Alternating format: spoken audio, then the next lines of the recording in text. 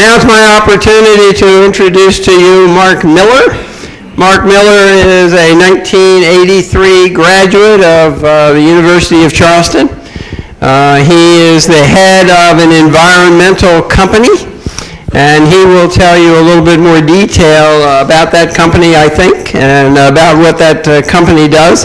He came here from New York, and he went back to New York, where he currently resides on some island there, Long Island or something. One of the memorable moments of my life is that shortly after 9/11, I went to New York, and he was participating in the environmental cleanup of the World Trade Center's collapse, and he gave me a tour around the site when it was still early on, and very, very moving to see in a close-up way what really happened on that catastrophic day.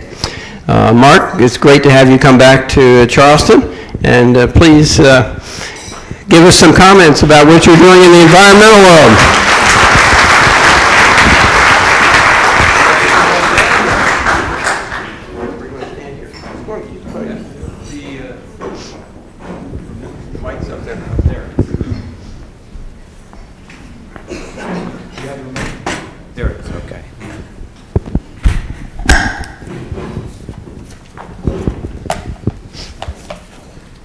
Well, it's terrific to be back home. I spent the past couple of days on campus, and during dinner was talking about how tremendous the growth, the change, the evolution on campus is, but at the same time, it's the same as when I first walked onto campus as a freshman, and it's a very interesting combination of feelings.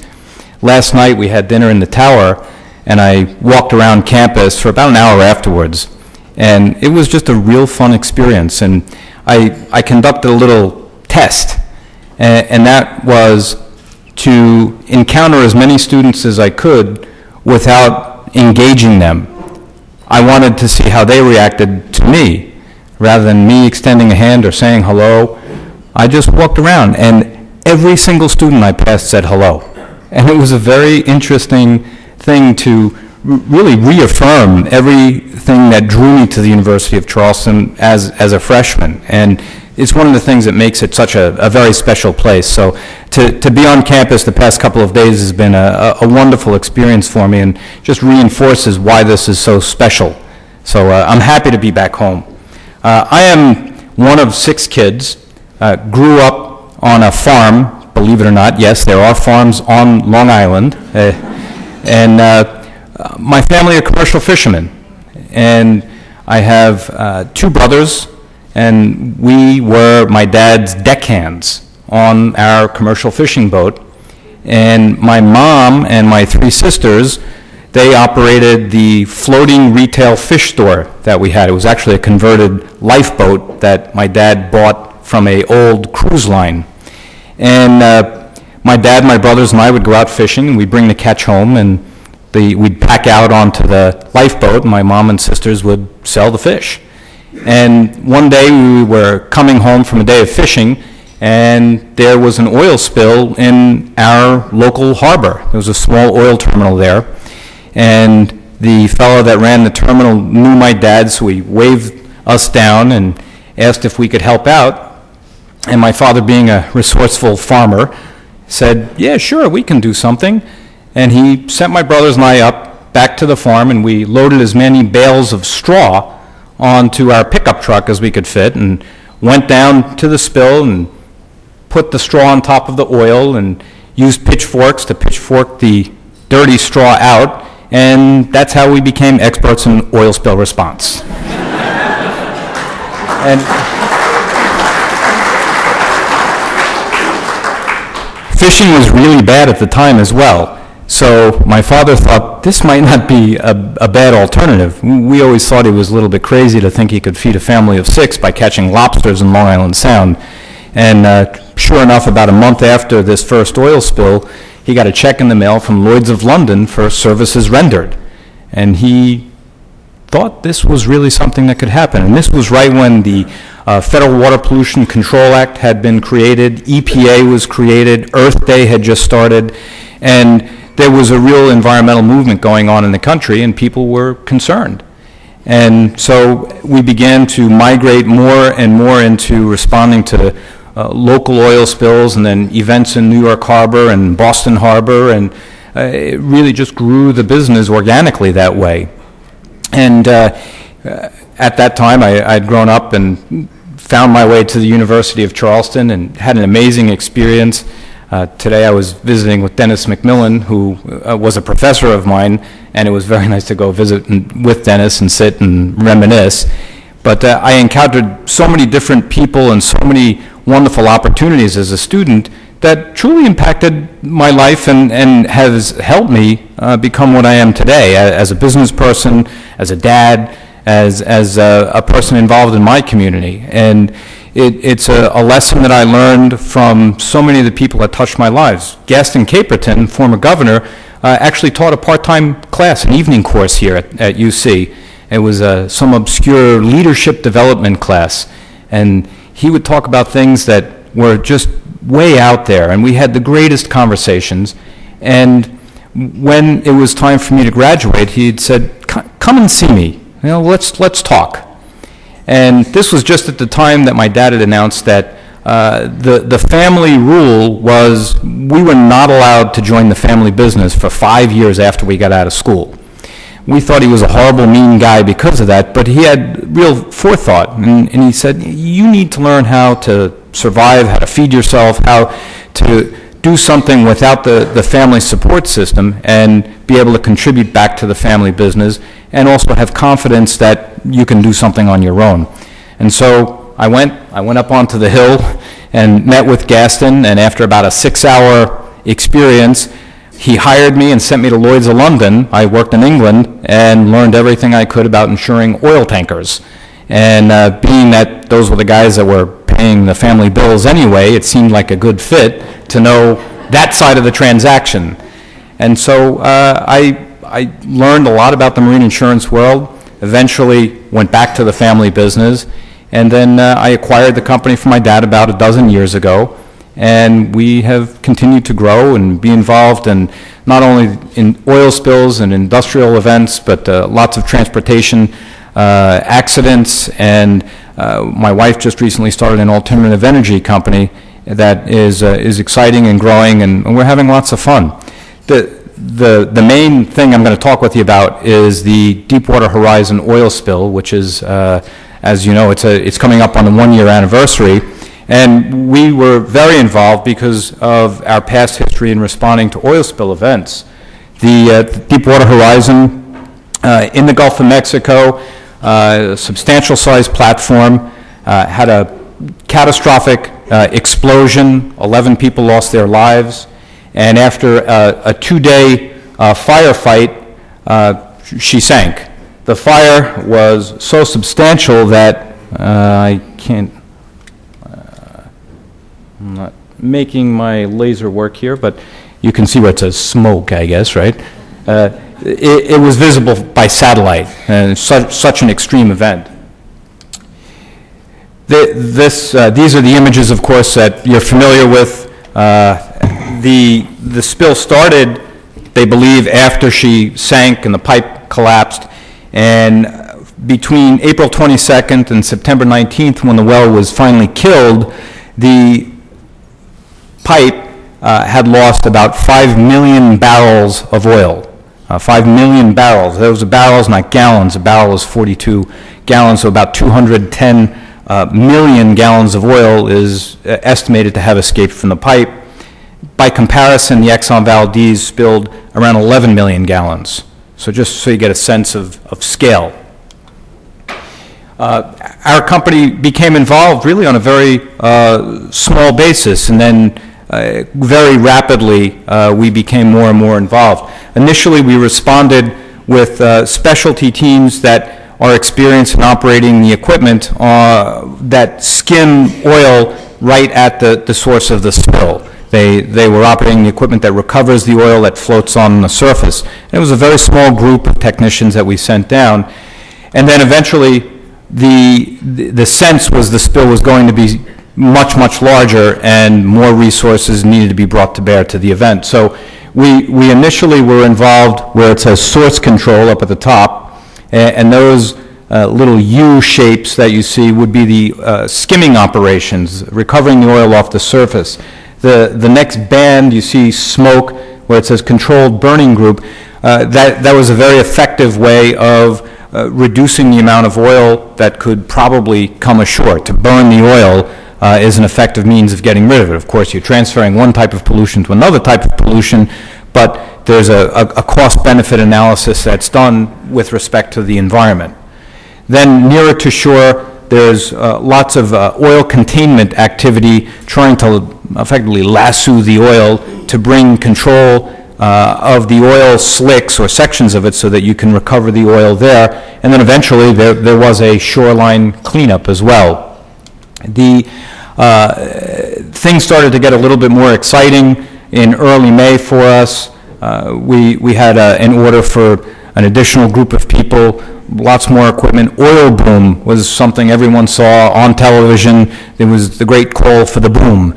And it was an amazing thing. The entire inventory of oil containment boom in the United States was consumed. The Air Force was sending heavy lift aircraft around the world, Norway, Japan, to pick up oil containment boom and bring it back to this event. Never, ever before had that occurred. By May 6th, we were asked to quadruple the group that we had. So by that time, we were over around 1,000 people involved in the spill and distributed throughout the entire Gulf of Mexico, everywhere from that offshore environment all the way up onto the beaches of Pensacola. The last group to go in for our organization was up in the Panhandle. There was grave concern that that's the direction that the oil was going to go, so we had a large number of people there. The peak of the ramp up for the entire spill event was between the 22nd of June until July, where there were the big number that I like to look at, overall a little bit more than 37,000 people responding to the spill. This is the population of a pretty good sized town. And the oil containment boom, 6.7 million feet, which is about 1,300 miles of oil containment boom. This is some of the offshore skimming equipment that we were operating. You move, advancing into the oil, and there are machines in there that recover the floating oil. Dispersant chemicals were used to break the oil into smaller droplets so that would eventually be dispersed throughout the water column, and then it would be eaten up by the naturally occurring organisms in the environment. Some of the controlled burns that were done, ideal conditions most of the time for controlled burns. They were held offshore, smoke did not come ashore. And then these are more the near shore type operations. You can see the efficiency of an oil containment boom. You see the difference in the color of the water. That's what the oil boom does, is it creates that barrier. And then, of course, shoreline cleanup, which is basically manual labor. This is some of the oil containment boom. The manufacturers around the world cranked up their factories so much that the raw materials were no longer available, and they were getting raw materials from, I have no idea where, but we saw pink oil boom, blue oil boom. We saw the craziest stuff. It was, and when you're in a helicopter looking down, it's a very interesting sight. Some of the small boats that we had for deploying the oil containment boom. This is a little bit involved, but a very important thing to remember about this spill is that it happened fairly far offshore, and the source was about 100 miles from Florida, and over time, this is another, I'm used to reading these things, but the oil slick is right here. Here's land, and this circle here is the area that had anything from a small light sheen to very heavy impacts. And if you notice the date here, this is on May 5th, and May 5th. And just take a look as I quickly go through these, the migration or lack of migration of the oil. There really aren't many land impacts at this time. This is 523, 602, still no significant impact other than in southern Louisiana. Everyone was fearful of the rest of the Gulf Coast to be affected. Still 611, no serious impacts. Finally, it's starting to come ashore at the end of June, and that was really where the major impacts began. So it took quite a long time for the oil to eventually come ashore, which enabled this huge, massive ramp-up of resources. One of the things the media put out there was that this was horribly disorganized, no one knew what they were doing, there was no technology. It couldn't be further from the truth. This is one of the command centers. There were a number of command centers. Very organized, tremendous structure, like a military operation. Private sector, public sector, meshed very, very well. And everyone had a specific job and carried out those responsibilities quite well. This is an org chart for the operation. Very specific. Everyone followed their responsibilities quite well. No piece of equipment could be moved from one place to another without proper documentation and paperwork. Everyone knew all the time where things were going. This is our staging area in Pascagoula. Well, this is good morning. Wake up in the morning and everyone gets their orders as to where they're going to go. We worked 24 hours a day, 7 days a week. The logistics of supporting an operation like this are incredible. Everything from suntan lotion that we had to have to heavy equipment to move all the gear.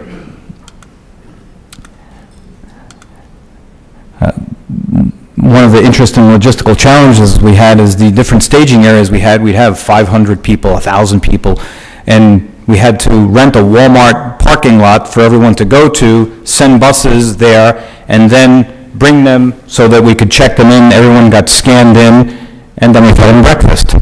And just, you have to think this is like a military operation to handle these many people. Training, we had to train everyone. Local employment became a huge issue. They didn't want carpetbaggers down there. The governors of all the coastal states said, you're going to hire people, they're going to come from our state. So we had to get rid of anyone that we came to the party with and hire all local people and re-ramp up with all those resources. It was a terrible challenge that we had, and that happened throughout the spill. Metrics, they measured. Every week they came out with a report card on how we were doing and what we were doing and how many people were on the spill event, where the resources were. Again, so much that you saw in the media just was not true. This is an example. This is the ramp-up of equipment on the left and people over time. And you can see that week that I showed you around the 22nd of June to around July 4th was the peak of resources. And then you can see those resources dropping off. Overall, our involvement, we had about 2,600 people involved. We delivered 48,000 gallons of Gatorade to the workforce. We had 700 gallons of suntan lotion consumed. And we had 800 porta potties deployed for our crews. You got to think of everything. But the real story is this. This is the largest spill that never happened. And that's the important thing to know. The media and our government distorted things. There were so many different competing groups trying to get a different message out there, when in fact it worked very well. And if you think about the press releases that there was no capability, it's not true. You saw the amount of equipment and resources that were there. The nightly news that there were no resources on the event, no knowledge of where the oil was, just not true. And if you look at the actual contamination that occurred, we had the contamination of the media. Our events had to stop when anyone would hold a press conference on the beach. When an official from the government would come, airspace was closed down, highways were closed down. We had to stop for hours often just so that people could hold press conferences. We couldn't escape the media as well. This is an interesting comparison of the Deepwater Horizon spill to all the other major spill events in the world. And this is purely by the volume of oil spilled. So this was absolutely the largest oil spill event in U.S. history, and it was a big event if you look at the volume of oil spilled. However, I'm not sure that that's the proper way to measure this oil spill. The right way to measure it, I think, is what was the actual environmental impact? What was the amount of oil that went to the beaches? What was the oil that really impacted the animals? And if you compare this event to the Exxon Valdez, although a fraction of the size of that spill, caused far more harm to the environment and was much more difficult to clean up. We had hundreds and hundreds of people who never got to see any oil at all. And it was very interesting to see the media reports when I was out on beaches everywhere not finding oil. The marshland that you heard that was so contaminated, there was only 35 acres of wetlands that was contaminated in Louisiana. Just a complete distortion. And as I said last night at dinner, I make a living out of responding to these events, and it would be good business for me to be telling you all these cataclysmic, terrible stories, but it's just not true. And it's been an interesting lesson to me because I was there to see the difference between what the media and what our government can do and what you really see. So I learned a whole lot. We responded with terrific amount of resources. It was quite an event for us to be a part of. And I also learned a lot about some things I never expected I would have a lesson about. So these are the other ways you can measure an oil spill event, whether it was the cost of the spill or the lawsuits that are going to come out of it, who knows. But certainly the volume of the oil that came out of the pipe is only one way. That's my story for how I spent my last year.